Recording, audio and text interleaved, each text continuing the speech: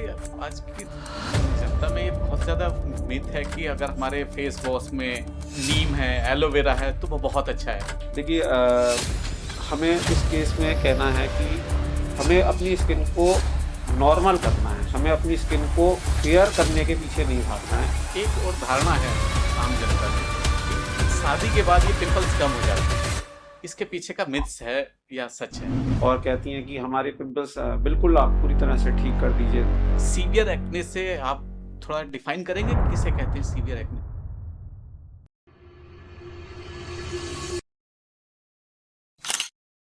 नमस्कार दोस्तों, आज हमारे साथ हैं बहुत ही फेमस डॉक्टर असीम मेहरोत्रा जी, जो डर्माटोलॉजिस्ट हैं और काशीपुर में बहुत ही फेमस हैं। सो अगर आपको कोई भी डिस्कशन है तो आज हम उनसे हर बीमारी से रिलेटेड डिस्कस करेंगे। सो मैं आपका स्वागत करता हूं डॉक्टर साहब, और मैं चाहूंगा कि आप अपने बारे में बताएं, अपनी जर्नी के बारे में बताएं। मैं डॉक्टर असीम मेहरोत्रा हूँ। मैं स्किन स्पेशलिस्ट हूँ और MBBS MD skin and BD मेरी डिग्री है।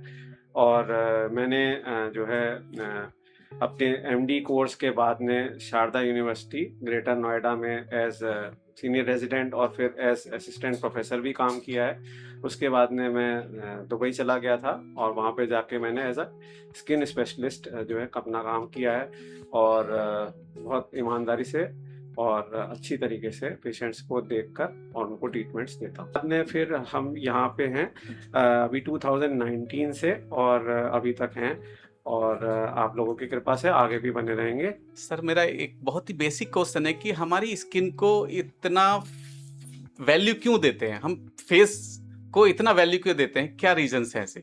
देखिए, स्किन एक तो सबसे बड़ा ऑर्गन है बॉडी का, तो ये ज़्यादातर लोगों को नहीं पता होगा, लेकिन ये मेरा कहना है कि it is the biggest organ of the body, सबसे बड़ा ऑर्गन है और ये हमारी को सारी चीज़ों से बचाता है, जैसे सन से बचाता है, धूल मिट्टी से बचाता है, गंदगी से बचाता है और हमारे को स्वस्थ रखने में काफ़ी हेल्प करता है। हमें तरह-तरह के प्रकार-प्रकार के स्किन कैंसर से भी ये बचाता है और भी झुर्रियाँ पड़ने से बचाता है और तरह-तरह की बीमारियाँ होने से हमें स्किन बचाता है।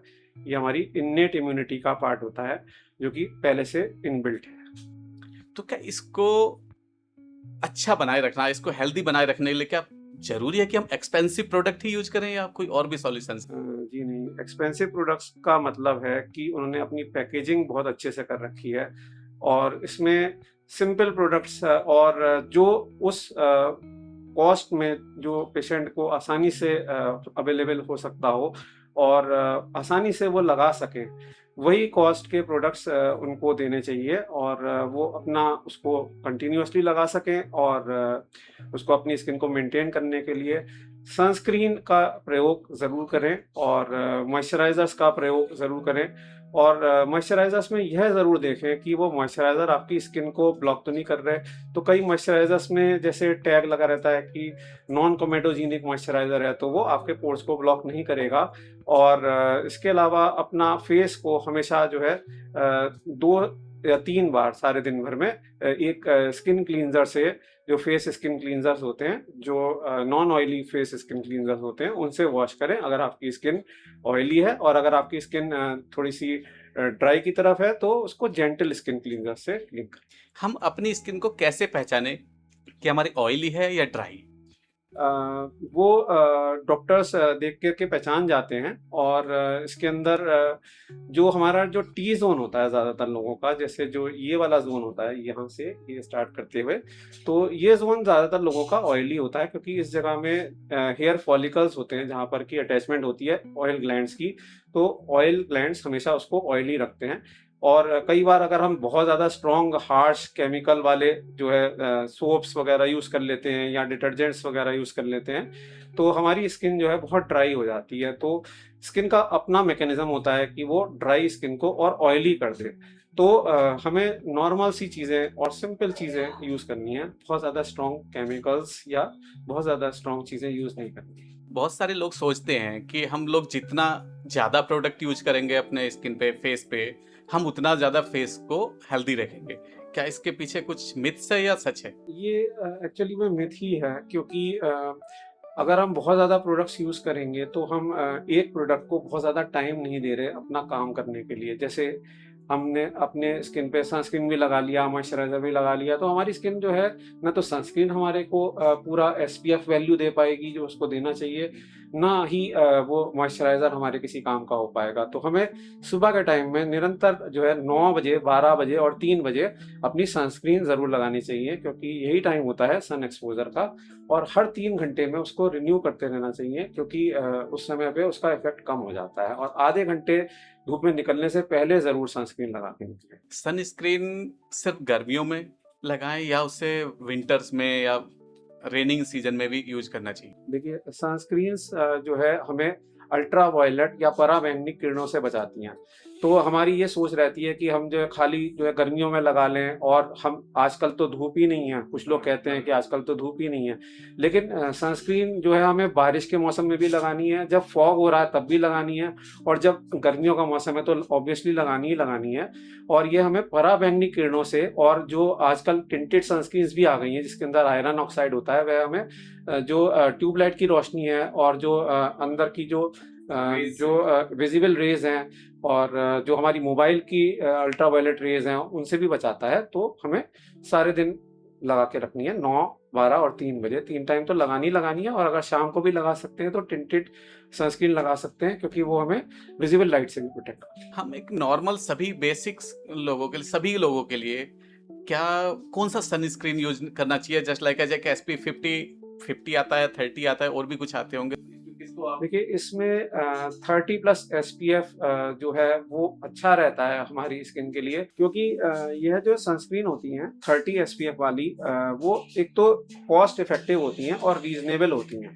वो 300-400 की कॉस्ट में हमें इजीली अवेलेबल हो जाती हैं, और जो 50 एसपीएफ एंड अबव होती हैं वो थोड़ी कॉस्टली होती हैं। तो हम हर दिन, हर महीना, हर जना उतनी एक्सपेंसिव सनस्क्रीन अफोर्ड नहीं कर सकता जो कि 50 एसपीएफ की होती हैं। जो कर सकते हैं वो ज़रूर यूज़ करें, लेकिन जो नहीं यूज़ कर सकते हैं उनके लिए 30 एसपीएफ भी इंडियन स्किन के हिसाब से काफ़ी है। और इसमें एसपीएफ होता है सन प्रोटेक्शन फैक्टर। तो जितना आपको सनस्क्रीन सन प्रोटेक्ट कर सकती है, कितना उसकी एसपीएफ वैल्यू वही होती है। काफी अच्छा आंसर दिया सर आपने। अच्छा, एक चीज मैं और पता करना चाहूंगा, हमारे जो पिंपल्स होते हैं, व्हाइट हेड्स होते हैं, ब्लैक हेड्स होते हैं, इनमें क्या डिफरेंसेस है? पिंपल्स जो होते हैं उनकी जो स्टार्टिंग पॉइंट होती है वह होता है जो ब्लैक हेड्स होते हैं। तो यह ऑयल ग्लैंड्स के ब्लॉक होने से हो जाता है। तो इसमें ऑयल ग्लैंड्स ही हार्मोन्स के उसकी वजह से, हार्मोन्स ज़्यादा सिक्रीट होने की वजह से, मेल हार्मोन्स ज़्यादा सिक्रीट होने की वजह से, ये ऑयल ग्लैंड्स जो है अपने ही सिक्रीशंस को गाढ़ा कर देते हैं, और उसकी लाइनिंग बढ़ जाती है, जिससे की वजह से जो ऑयल ग्लैंड्स की ओपनिंग होती हैं वो ब्लॉक हो जाती हैं। जब वो ऊपर की तरफ ब्लॉक होती हैं तो शुरुआत में ब्लैक हेड से स्टार्ट होता है, उसके बाद में फिर वो जब नीचे की तरफ ब्लॉक लगता है तो वहाँ तक क्योंकि एयर की वो नहीं पहुंच पाती, एयर नहीं पहुंच पाती है, तो वो वाइट रह जाती हैं। ऊपर वाली में एयर पहुंच जाती है तो इसलिए वो ब्लैक हेड्स हो जाते हैं। तो शुरुआत होती है ब्लैक हेड्स और वाइट हेड्स से। उसके बाद में इनमें जो है पस पड़ने लग जाता है, न्यूट्रोफिल्स आ जाते हैं, वाइट ब्लड सेल्स आ जाते हैं, वो इसमें पस पड़ जाता है। उसके बाद में फिर ये गांठों में कन्वर्ट हो जाती हैं, इसे पैप्यूल्स और नोडुलर एक्ने बोलते हैं। और जब ये बहुत सीवियर हो जाता है तो नोडुलोसिस्टिक एक्ने बोलते हैं। और जब ये सिस्ट वगैरह फटती हैं तो फिर ये गड्ढा छोड़ के जाती है, जिसके लिए एक्ने को सबसे ज़्यादा ट्रीट करना चाहिए, जिससे कि परमानेंट स्कार मार्क्स ना बने।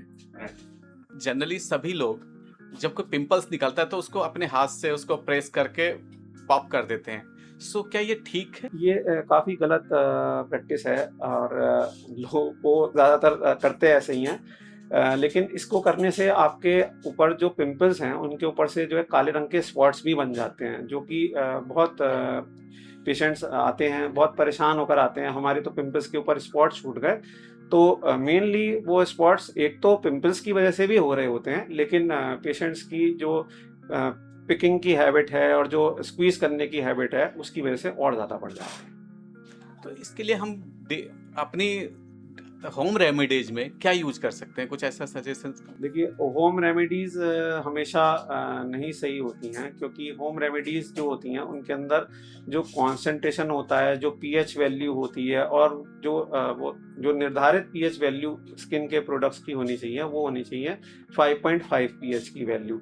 तो जो मेडिकेटेड जो प्रोडक्ट्स होते हैं ज़्यादातर में 5.5 पीएच की वैल्यू वाले ही प्रोडक्ट्स यूज़ करे जाते हैं, जिसमें कि क्लींजर्स हो गए, और इन सब प्रोडक्ट्स को सिंटेट बोलते हैं, यानी सिंथेटिक डिटर्जेंट्स बोलते हैं। तो इनकी जो पीएच वैल्यू होती है, यानी कि जो सोडा वैल्यू होती है, वो 5.5 होती है, जो कि हमारी स्किन की सोडा वैल्यू के बहुत नज़दीक होती है। ये सब लोग मानते हैं ऐसा कि पिंपल्स हमारे को एक एज के अकॉर्डिंग निकलते हैं, suppose that after 13 to 14 and before 40। तो क्या ये कुछ इसके क्या विशेष रीजन है? अब आजकल ऐसा एज का क्राइटेरिया नहीं रह गया है, लेकिन स्टार्टिंग एज का रीज़न ये है 12 से 13 साल में स्टार्ट होते हैं, और अब आजकल जो है 45 साल की एज में भी देखने को मिल जाते हैं कोई कोई केसेस। तो जब शुरुआत होती है तो हार्मोन्स अपना जो है ऑयल ग्लैंड्स पे एक्ट करके उसका सिक्रीशन बढ़ा देते हैं, और फिर ऑयल ग्लैंड्स के ऊपर ब्लॉक लग जाता है, और इसको ब्लॉक को पहले जो है ब्लैक हेड्स, वाइट हेड्स और तरह तरह से पैप्यूल्स, पस्ट्यूल्स और नोड्यूल्स में डिवाइड करा गया है। माइल्ड, मॉडरेट और सीवियर एक्ने, 3 तरीके के एक्ने होते हैं सीवियरिटी के अकॉर्डिंग। तो इस तरह से इसको डिवाइड किया गया है। सर, मेरा क्वेश्चन आपसे ये है कि हम जनरली सब लोगों के मानना ये है कि हम ये जो पिंपल्स होते हैं इनको एज के अकॉर्डिंग आते हैं, जैसे कि 14 या 15 ईयर के बाद आएंगे और बिफोर 40 ही रहते हैं, इसके बाद ठीक हो जाते हैं। इसके पीछे क्या साइंटिफिक रीजन क्या है? आजकल जो है मॉडिफिकेशन, लाइफस्टाइल का मॉडिफिकेशन बहुत ज़्यादा हो गया है। तो अब पिंपल्स की एज थोड़ी सी पहले होने लगा है। पिंपल्स पहले जैसे 13-14 साल की उम्र में स्टार्ट होते थे, अब वो 12-13 साल की उम्र में ही स्टार्ट हो जाते हैं, किसी किसी में थोड़ा और पहले भी हो जाते हैं। तो यह हार्मोनल चेंजेस की वजह से होते हैं, जो हर जने में होते हैं, और मेल हार्मोन्स के बढ़ जाने से ऑयल ग्लैंड्स अपना सिक्रीशन बढ़ा देते हैं, और फिर वो अपने डक्ट्स को ब्लॉक कर देते हैं ऊपर से। तो हेयर फॉलिकल्स को ही ब्लॉक कर देते हैं एक्चुअली में। तो हेयर फॉलिकल्स के ब्लॉकेज की वजह से ब्लैक हेड्स, वाइट हेड्स होते हैं, और फिर पस वाले दाने और फिर गांठें पड़ती हैं। तो यह एज डिपेंडेंट पहले ज़्यादा माना जाता था, लेकिन अब एज के जो 25 प्लस ईयर्स की फीमेल्स में भी कई बार अब एक्ने देखा जाता है। तो उनमें भी हार्मोनल चेंजेस ही होते हैं, लेकिन उनमें वेट गेन की वजह से भी हार्मोनल चेंजेस होते हैं, जिसे जो है पीसीओडी कहते थे पहले, अब पीएमओडी भी बोलते हैं।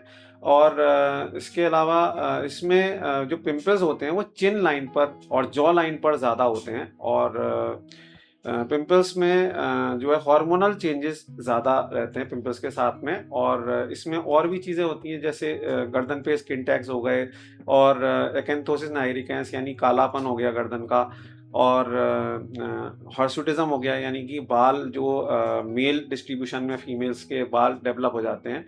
तो ये मैच्योरिटी ऑनसेट एक्ने जो है वो फीमेल्स में ज़्यादा देखा जाता है, और ये इसमें पिंपल्स जॉ लाइन और चिन लाइन पे होते हैं, और हर्सुटिज्म भी होता है, यानी कि मेल पैटर्न में हेयर का गेन हो जाना फेस के ऊपर, जैसे मुस्टैच आ जाना, बियर्ड एरिया के बाल डेवलप हो जाना, और मिलेज़मा हो जाना, किसी किसी में झाइयाँ भी हो जाएंगी, किसी किसी में जो है जो बाल जो स्कैल्प के बाल हैं वो भी कम हो जाएंगे। तो ये सारी चीज़ें एक साथ मिल करके एक सिंड्रोम बनाती हैं, जिसे आजकल पीएमओएस। एक और धारणा है आम जनता में कि शादी के बाद ये पिंपल्स कम हो जाते हैं, इसके पीछे का मिथ्स है या सच है? मैंने अपने प्रैक्टिस में भी देखे हैं पेशेंट्स कि शादी के बाद भी फीमेल्स कई बार आती हैं कि और कहती हैं कि हमारे पिंपल्स बिल्कुल आप पूरी तरह से ठीक कर दीजिए। तो हमें काफ़ी केयरफुली और काफ़ी सारे जो है कंसेंट फॉर्म साइन करा करके अपनी कुछ मेडिसिन देनी पड़ती हैं। इनसे बचने के लिए, हमको फेस ना करने पड़े, इनसे बचने के लिए क्या समाधान है? इनसे जो बचने के लिए है, सबसे इजी समाधान ये है कि अपने स्किन को डेली जो है एक नॉर्मल से अच्छे वाले जो उसमें कि फेस क्लींजर हो, जो कि फेस वॉश ना करे, यानी कि फेस के जो ऑयल है उसको पूरी तरीके से हटाए ना, और फेस को खाली क्लींस करे। उसके अंदर जो फेस क्लींजर और वॉश में ये फ़र्क होता है, वॉश के अंदर झाग उठते हैं और क्लींजर के अंदर झाग नहीं उठते। तो हमें क्लींजर यूज़ करने हैं जो कि माइल्ड होते हैं स्किन के ऊपर, और इनके अंदर थोड़ा-सा मॉइस्चराइज़र भी होता है जो कि स्किन की नमी बनाने में हेल्प करता है। स्किन को ऑयली भी नहीं करते ये, क्योंकि इनके अंदर नियासिनामाइड करके कंटेंट होता है जो कि स्किन को ऑयली होने से रोकता है, और स्किन को वॉश भी कर देते हैं एक तरह से। तो ये बहुत सूटेबल होते हैं, और इसको 2 से 3 बार यूज़ करना रहता है। ज़्यादा यूज़ करेंगे तो स्किन अपना ही ऑयल बनाएगी, तो उसकी वजह से भी ब्लॉकेज लग सकती है। और बाकी अपनी स्किन को जो है हमेशा सन प्रोटेक्टेड रखें ताकि काले स्पॉट्स ना पड़ें पिंपल्स के। तो सनस्क्रीन का यूज़ करें। अपना सनस्क्रीन भी जो है नॉन ऑयली टाइप की हो। अगर आपका फेस ऑयली है और पिंपल प्रोन स्किन है आपकी, तो आपको सनस्क्रीन भी जो है वो वाटर बेस्ड जेल्स यूज़ करनी चाहिए, क्योंकि जेल्स जो है वो ऑयली स्किन को काफ़ी सूट करते हैं। और इसके अलावा मॉइस्चराइज़र भी नियासिनामाइड बेस्ड ही लेना चाहिए, जो कि आपको फेस पे काफ़ी सूट करेगा। पिंपल्स से बचने के लिए क्या खाएं क्या ना खाएं, ऐसा कुछ? जी, देखिए, पिंपल्स के लिए खाने की कुछ चीज़ें तो वेल नोन हैं कि वो पिंपल्स करती हैं, जैसे कि मिल्क में के अंदर एक प्रोटीन होता है जिसे केसीन बोलते हैं। उसकी वजह से जो हमारी हेयर फॉलिकल की लाइनिंग होती है वो बढ़ जाती है। जैसा कि मैंने बताया था कि हार्मोन्स की वजह से भी बढ़ती है, तो मिल्क की वजह से भी वो लाइनिंग बढ़ जाती है, और जो ऑयल ग्लैंड्स हैं उनके सिक्रीशंस थिक हो जाते हैं। तो ये मिल्क काफ़ी कॉमन है। और इसके अलावा मीठी चीज़ें ना खाएँ जिसके अंदर हाई ग्लाइसेमिक इंडेक्स फूड्स आते हैं। तो लो ग्लाइसेमिक इंडेक्स फूड्स खाएँ जिनकी कि एकदम से ग्लूकोज़ की मात्रा बढ़ाने की कैपेसिटी कम हो। तो जैसे आलू चावल कम कर दें, और बंद ना भी करें लेकिन काफ़ी कम मात्रा में लें, और दूध का सेवन थोड़ा कम करें। यही अभी तक स्टडीड हुए हैं जो प्रोडक्ट्स नोन हैं कि पहले लोग सोचते थे कि तेल और चिकना खाने से बढ़ जाते हैं, लेकिन स्टडीज़ में अभी तक सिर्फ प्रूवन जो है वो दूध और आलू चावल और जो मीठी चीज़ें हैं वो नोन है कि we have to avoid them. Pimples के केस में कब डॉक्टर्स को, डर्मेटोलॉजिस्ट को दिखाना चाहिए? जब पिंपल्स का आइडियली तो शुरुआत होते ही दिखाया जाना चाहिए, जब माइल्ड टू मॉडरेट ग्रेड में आ जाएं। माइल्ड से कम में तो नहीं, तब तो जो है खाली जो है फेस क्लींजर से ही काम चल जाता है।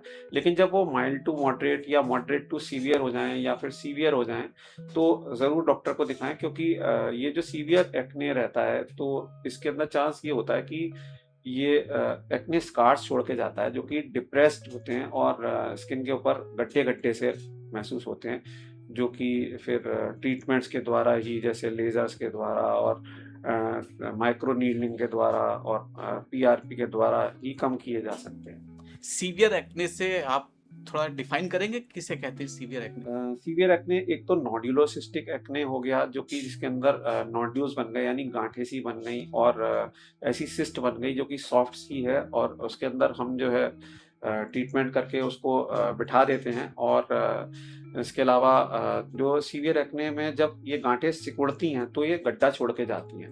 तो जो गड्ढा जो छूट जाता है उसको भी सीवियर एक्ने का ही पार्ट माना जाता है, क्योंकि वो एक तरीके से सिक्वल ही हो गई कि ये एंड पॉइंट यही है। तो हमें उस एंड पॉइंट को प्रिवेंट करना है, और अगर हम उसको प्रिवेंट नहीं कर सकते तो उसको ट्रीटमेंट्स उसके लिए हैं अवेलेबल।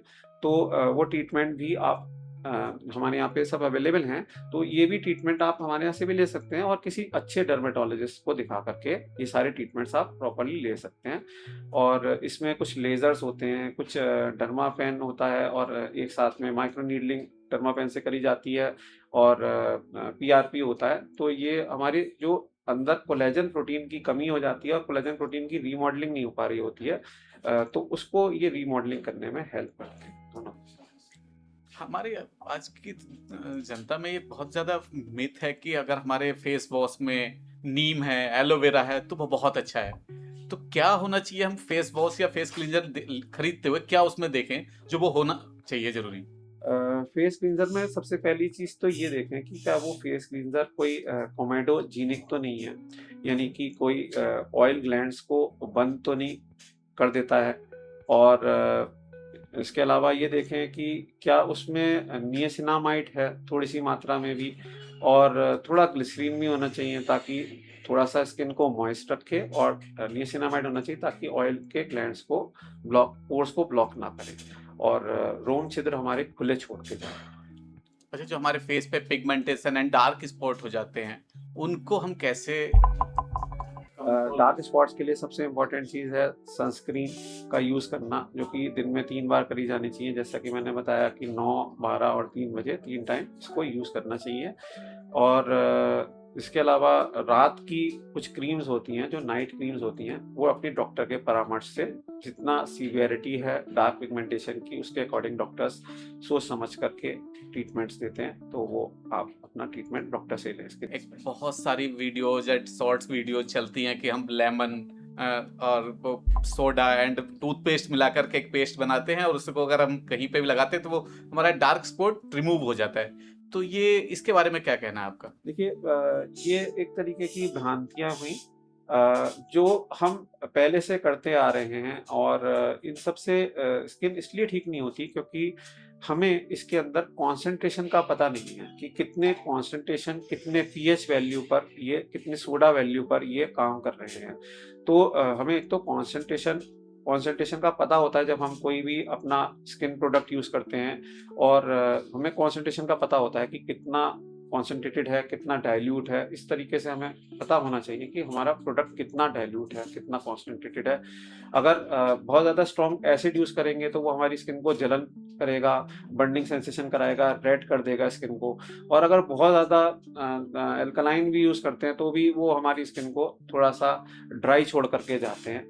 तो हमें अपनी स्किन को प्रोटेक्ट करके रखना है, उस पर मॉइस्चराइज़र का यूज़ ज़रूर करना है, और सनस्क्रीन का यूज़ करना है, और फेस क्लींजर्स का यूज़ करना है। तो हमें ये टूथपेस्ट और ये मिक्स ये सारी चीज़ें नहीं यूज़ करनी है। एक बहुत ही कॉमन क्वेश्चन है, हम लोग भी वही खाते हैं वही पीते हैं, लेकिन अगर हम बॉलीवुड स्टार्स की, कोई भी स्टार्स की अगर बात करते हैं तो उनका फेस बहुत ज़्यादा ग्लो होता है, उनके फेस पे ना कोई पिंपल्स होता है, वो इतना ज़्यादा लाइट्स करता है, जस्ट लाइक ए सन, एक ग्लो करता है उनका फेस। तो उसके पीछे के क्या रीजंस होते हैं और हम अपने फेस को ऐसा कैसे बना सकते हैं? देखिए, हमें इस केस में कहना है कि हमें अपनी स्किन को नॉर्मल करना है, हमें अपनी स्किन को फेयर करने के पीछे नहीं भागना है, जो कि ज़्यादातर लोग ये सोचते हैं कि हमें अपने गोरे हो जाएं हम किसी भी तरीके से। तो हम लोगों के अंदर ऐसी फीलिंग्स होनी ही नहीं चाहिए कि हम अपना कलर चेंज कर लें। हमारा स्किन का कलर सबसे अच्छा स्किन का कलर है, जो इंडियन स्किन है, वो सबसे अच्छी स्किन के कलर की है, क्योंकि हमारी स्किन के ऊपर कैंसर होने का खतरा कम रहता है, क्योंकि हमारी स्किन ना तो बहुत डार्क है ना बहुत फेयर कॉम्प्लेक्शन्ड है, हमारी स्किन बीच की सी है। तो हम एक तो स्किन के कैंसर से बचे हुए हैं, क्योंकि हमारी स्किन में मेलानिन है जो कि स्किन को प्रोटेक्ट करता है तरह तरह के कैंसर से। इसके अलावा हमारी स्किन जो है पूरी तरीके से प्रोटेक्टेड है। तो हमें अपना स्किन का कलर का ग्लो के पीछे नहीं भागना, हमें उसको नॉर्मल करने की कोशिश करनी है। और जो फिल्म स्टार्स हैं जो हैं, कई बार उनकी फ़ोटोज़ मॉर्फ्ड रहती हैं, कई बार उनकी फ़ोटोज़ जो है वो फेक डाली जाती हैं, और कभी-कभी वो लोग जो है कुछ ना कुछ ट्रीटमेंट करा के गए होते हैं या मेकअप्स करा के गए होते हैं, इसकी वजह से उनकी स्किन ग्लोई लगती है। और हमें उनकी स्किन के पीछे पैसा नहीं खर्च करके और उसको सेव करके अपनी स्किन को नॉर्मल करने के पीछे लगाना चाहिए। अभी आपसे डिस्कशन में एक बहुत ही अच्छा पॉइंट निकल के आया कि इंडियंस स्किन में जो कलर्स है वो उसमें स्किन कैंसर होने के चांसेस बहुत कम है। तो क्या बाकी के अदर कंट्रीज में स्किन कैंसर के चांसेस बहुत हैं या बहुत ज़्यादा पेशेंट्स में होते हैं? जी, स्किन के कैंसर के पीछे लोग बहुत परेशान रहते हैं, यूरोपियन कंट्रीज़ के और ऑस्ट्रेलिया के लोग, और जो जितनी फेयर कंट्री स्किन वाली कंट्री के लोग हैं, वो स्किन कैंसर्स के पीछे बहुत परेशान हैं, जिसमें से एक मैलिग्नेंट मेलानोमा बहुत कॉमन स्किन कैंसर होता है वहाँ पर, जो कि हमारी स्किन में बहुत कम देखा जाता है। तो हमें इसको और बचाने के लिए अपने बस सनस्क्रीन लगानी है 3 टाइम, और स्किन को अपना साफ रखना है बस। सिंपल क्वेश्चन, पिगमेंटेशन के लिए आपकी कोई स्पेशल एडवाइस कि हम इससे कैसे बच सकते हैं? सिंपल सा आंसर है कि सिंपली सनस्क्रीन लगाएं, शाम को अपना जो है रूटीन अपना फॉलो करें, 3 टाइम सनस्क्रीन लगाएं दिन में, शाम को मॉइस्चराइज़र लगाएं, और रात को जो है अपना फेस वॉश करके सोएं, और 2 से 3 टाइम अपना फेस वॉश करें। और अगर कोई वास्तव में कोई काले रंग का स्पॉट बन गया है तो उसको अपने स्किन स्पेशलिस्ट को दिखाएं। सनस्क्रीन हमें सिर्फ 3 बार लगानी चाहिए, इससे कम या ज़्यादा? ज़्यादा लगा सकते हैं मगर कम नहीं लगानी चाहिए। कुछ विशेष रीज़न इसके? इसका रीज़न ये है कि जैसे हम सन से प्रोटेक्शन की बात करते हैं, तो अगर हम बाहर जाते हैं या हम घर में भी बैठे हैं, तो भी हमारे सन रहता है। सुबह 9 बजे से और 6 बजे तक का मोस्टली टाइम हमें कवर करना होता है। तो 9 से 12 बजे तक फर्स्ट टाइम की एप्लीकेशन काम करती है, फिर 12 से 3 बजे तक सेकंड टाइम एप्लीकेशन काम करती है और 3 से 6 बजे तक थर्ड टाइम एप्लीकेशन काम करती है। इससे ज़्यादा अगर आप लगाते हैं, तो आप लगा सकते हैं और हर टाइम जब भी आप सन में जाएँ, उससे आधा घंटा पहले ज़रूर सनस्क्रीन लगा के जाएँ और याद रखें कि सनस्क्रीन कोई भी 3 घंटे से ज़्यादा असर नहीं रखती, तो सनस्क्रीन को कंटिन्यूअसली बार-बार लगाते रहें। हमारे अपनी बॉडी को यंग बनाए रखने के लिए सबसे बेस्ट आपके कुछ सजेशंस? एक तो अपना पानी आप खूब पिए और इससे हमारी स्किन जो है हमेशा सपल रहती है, हमेशा हमारी स्किन के अंदर भरपूर मात्रा में जो है पानी रहता है और मॉइस्चराइज़ करें अपनी स्किन को। गर्मियों में थोड़े लाइट मॉइस्चराइज़र्स यूज़ करने होते हैं और सर्दियों में थोड़े से थिक मॉइस्चराइज़र्स यूज़ करने होते हैं, क्योंकि गर्मियों का मौसम थोड़ा-सा उमस वाला भी होता है और उसमें पसीना भी आता है, तो हमें हल्का मॉइस्चराइज़र्स यूज़ करने हैं और सर्दियों में हमें जो है थिक मॉइस्चराइज़र्स का यूज़ करना चाहिए, जो कि स्किन को ड्राई होने से बचाते हैं। और बाकी अपनी सनस्क्रीन भी जो है मौसम के अनुसार हमें बदलते रहनी चाहिए। जैसे मौसम में गर्मियों में जो है वाटर बेस्ड एक्वा जेल्स लगाएँ और सर्दियों में जो है आप अपनी क्रीम्स वगैरह लगा सकते हैं। क्रीम्स पे ज़्यादा फ़ोकस कर सकते हैं, क्योंकि क्रीम्स जो है वो थोड़ा-सा ऑयल बेस्ड होती हैं और जो जेल्स होती हैं वो वाटर बेस्ड होती हैं। तो water based sunscreens in the summer and little oil based sunscreen in the winters, क्योंकि वो ड्राई होने से बचाते हैं। अब मेरा अगला क्वेश्चन होगा सर, दाद, खाज, खुजली इसको लेकर के। तो हमारी बॉडी पर वो बहुत सारे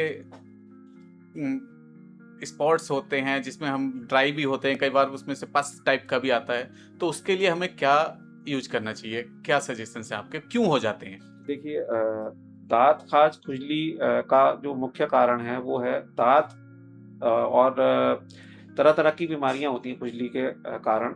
तो सबसे जो मुख्यतः कारण है वो दाँत होता है। दाँत का कारण होता है कि गर्मी और पसीना और इसके अलावा जो अंडरगारमेंट्स हमारे होते हैं उनकी रगड़ लगने से दाद हो जाता है।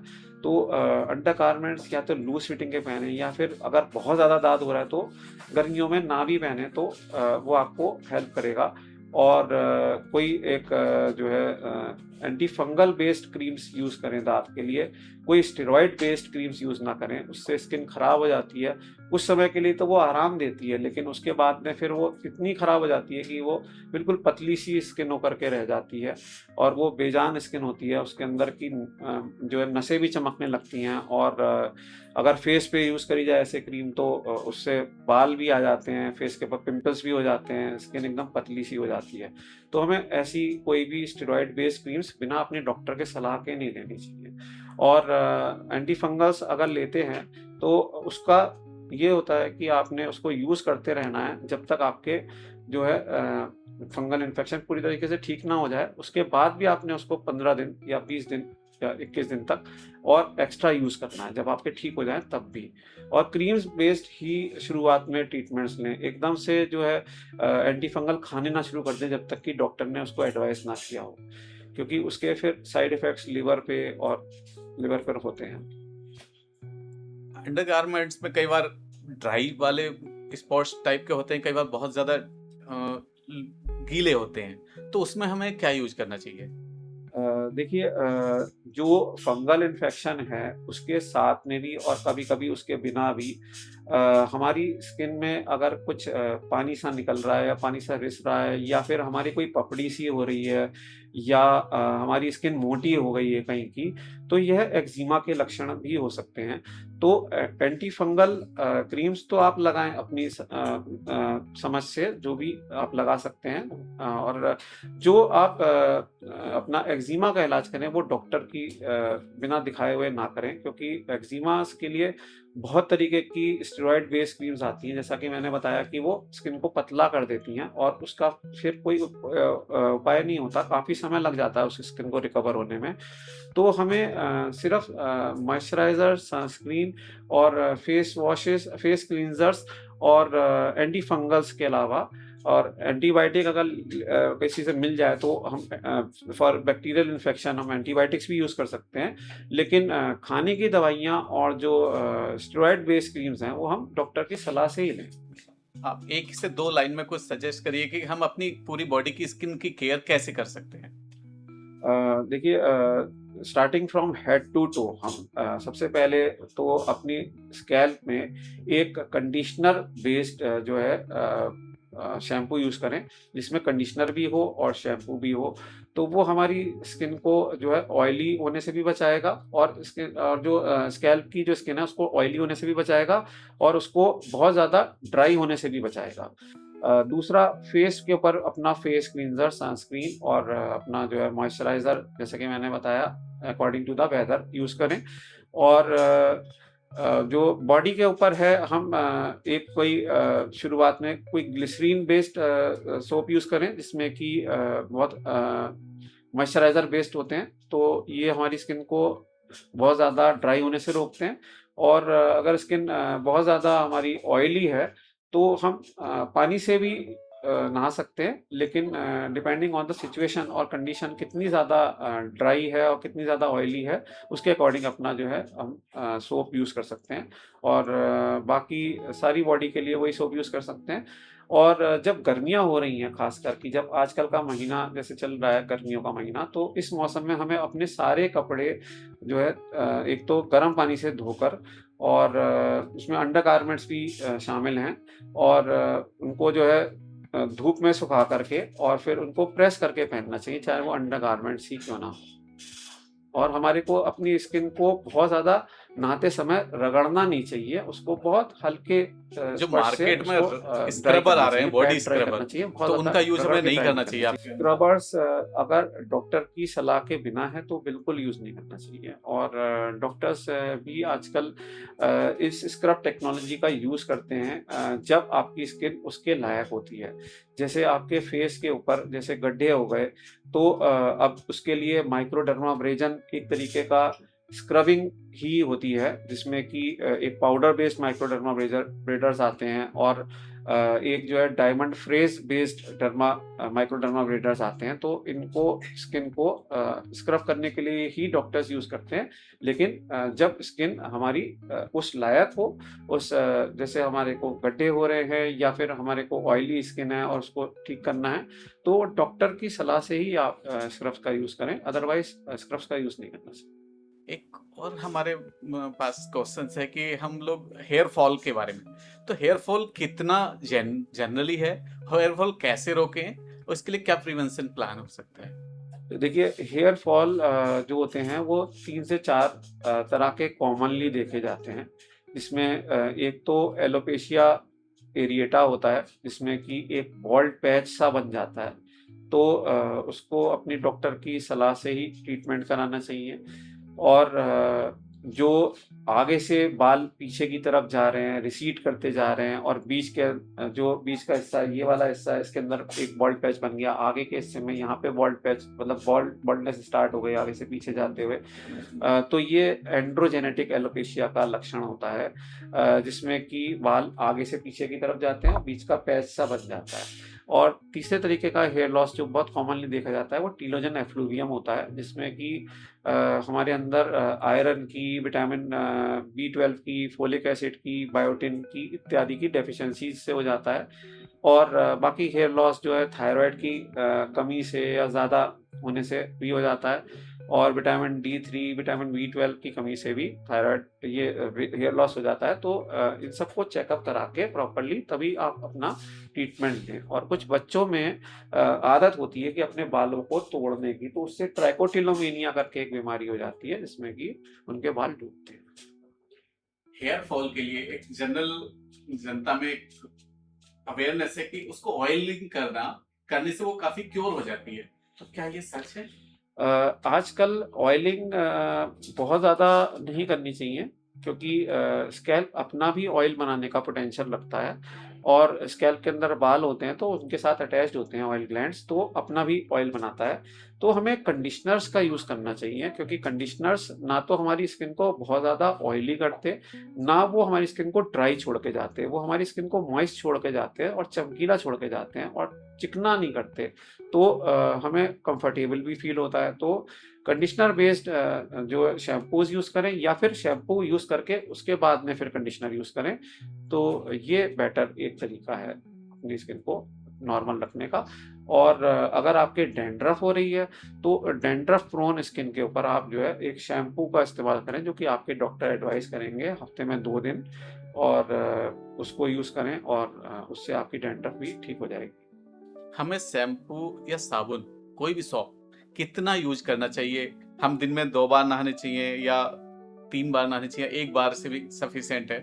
कितना आप डिस्क्राइब करेंगे? इसमें ये एक थॉट है कि अगर आप बहुत ज़्यादा स्किन को अपने धोएंगे या रगड़ेंगे, या बहुत गर्म पानी से धोएंगे, तो वो आपका स्किन का बैरियर डैमेज कर देती है। तो बैरियर डैमेज अगर होता है, तो फिर स्किन उसको अपने आप बनाने की भी कोशिश करती है। उसके अलावा आप मॉइस्चराइजर्स का यूज़ भी कर सकते हैं। लेकिन स्किन को बहुत ज़्यादा नहीं धोना चाहिए।